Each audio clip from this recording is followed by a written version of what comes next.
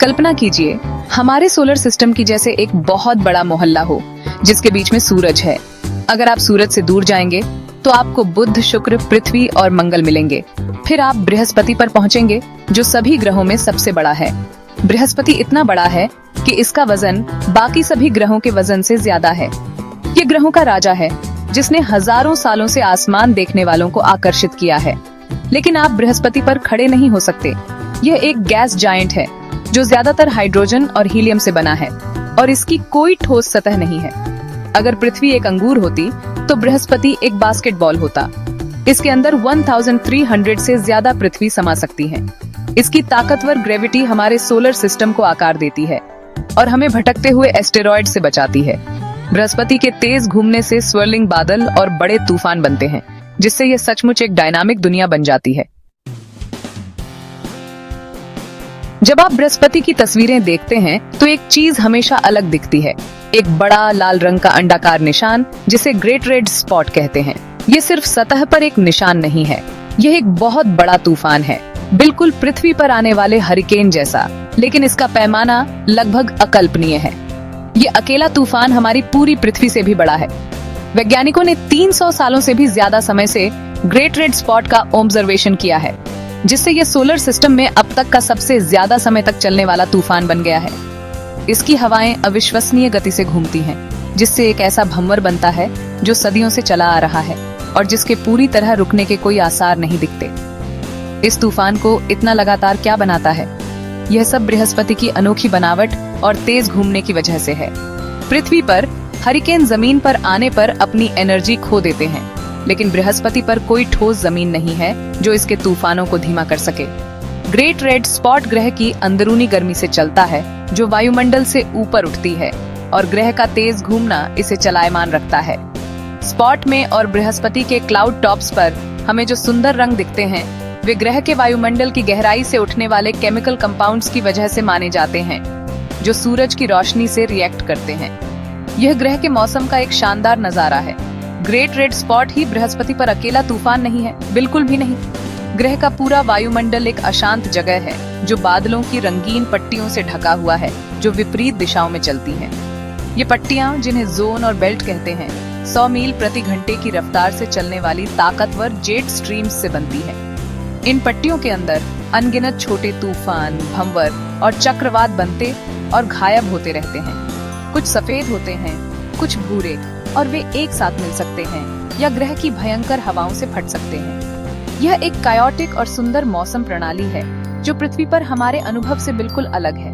अगर आप किसी तरह बृहस्पति के ऊपरी वायुमंडल में तैर सकते तो आप अमोनिया, बर्फ और पानी के इन स्वर्लिंग बादलों से घिरे होते।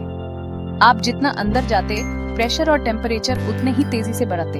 आप पृथ्वी पर किसी भी बिजली से ज्यादा ताकतवर बिजली चमकते देखते और उन हवाओं की लगातार दहाड़ सुनते जो कभी नहीं रुकती। बृहस्पति का वायुमंडल उन एक्सट्रीम कंडीशंस का सबूत है जो दूसरी दुनिया में मौजूद हो सकती हैं, जो हमारे ब्रह्मांड में मौजूद ग्रहों की विविधता की एक ताकतवर याद दिलाता है। यह इमेंस पावर और सांस रोक देने वाली, भले ही खतरनाक खूबसूरती की जगह है।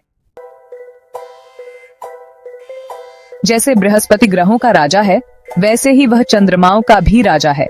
जहां पृथ्वी का सिर्फ एक अकेला चंद्रमा है, वहीं बृहस्पति अपने आप में एक मिनी सोलर सिस्टम जैसा है, जिसमें स्टैगरिंग संख्या में नेचुरल सैटेलाइट उसके चारों ओर घूमते हैं।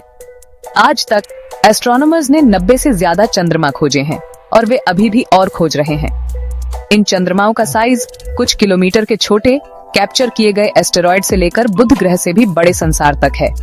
हर एक अनोखी जगह है जिसकी अपनी कहानी है, जो बृहस्पति के इमेंस ग्रेविटेशनल पुल से अपनी जगह पर टिका हुआ है। सेलेस्टियल बॉडीज का एक विशाल और कॉम्प्लेक्स परिवार। चंद्रमाओं के इस विशाल संग्रह में 4 सबसे बड़े हैं।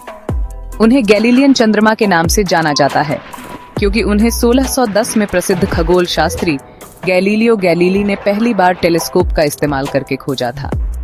बृहस्पति के चारों ओर ये 4 छोटे प्रकाश बिंदु देखना एक रेवोल्यूशनरी खोज थी, क्योंकि इसने यह साबित किया कि ब्रह्मांड में सब कुछ पृथ्वी के चारों ओर नहीं घूमता।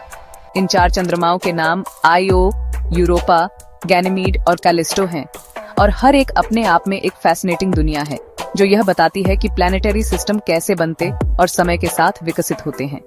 आइए इस अद्भुत चौकड़ी से मिलते हैं। आइयो बृहस्पति के सबसे नजदीक है और पूरे सोलर सिस्टम में सबसे ज्यादा वोल्केनिक रूप से एक्टिव बॉडी है, जो लगातार सैकड़ों ज्वालामुखियों से सल्फर और लावा उगलती रहती है। अगला है यूरोपा, जिसकी चिकनी बर्फीली सतह दरारों और लकीरों से ढकी है।